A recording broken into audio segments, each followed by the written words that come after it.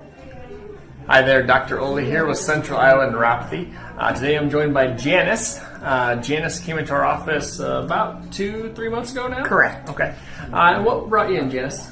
The pain in my feet, I couldn't stand very long, and it was waking me up during the night.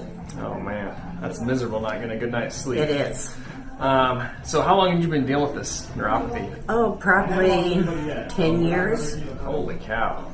10 years? Yeah, I didn't know there was such a place like this until I saw it advertised on TV. Yeah. Well, I'm so glad you found us, because over the last 2-3 months, what's happened for you? What's changed? Well, I've been able to make it through the grocery store without having to lean on the grocery cart. That's awesome. I've been able to sleep through the night. When I get up in the morning, I can stand without almost falling. Oh my gosh. I can wear socks now all day, whereas before I couldn't.